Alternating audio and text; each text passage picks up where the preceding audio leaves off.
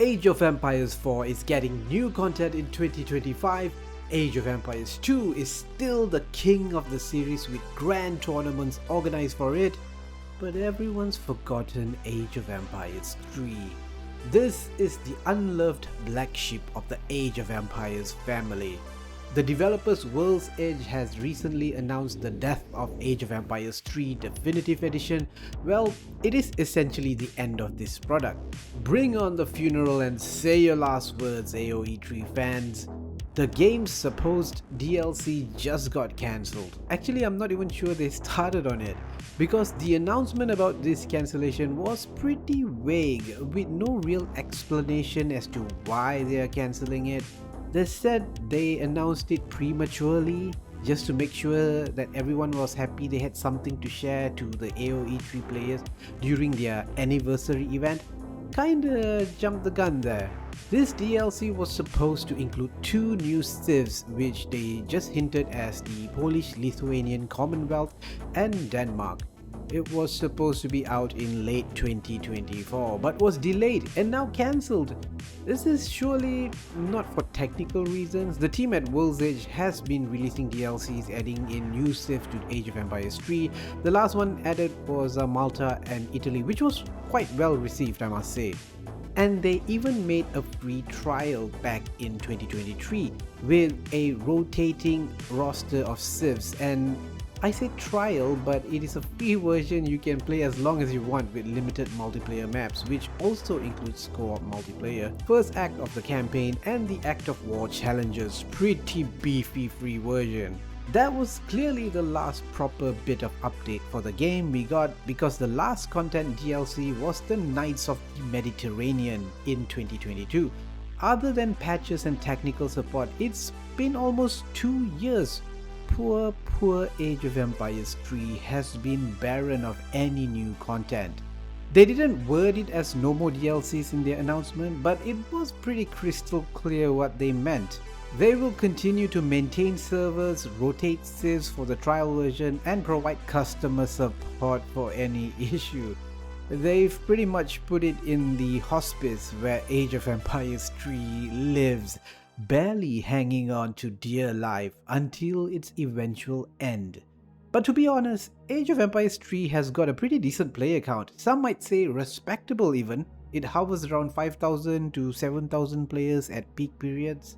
A number a lot of other RTS games can only dream of attaining.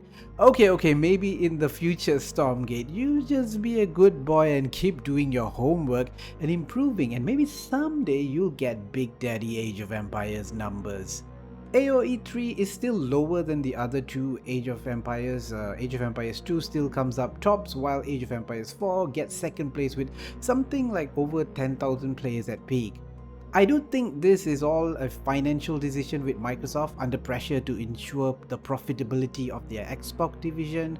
There's been a lot of talk about them with Game Pass affecting sales figures and people questioning the sustainability of it all. And yes, the cost of game development, which is spiraling out of control.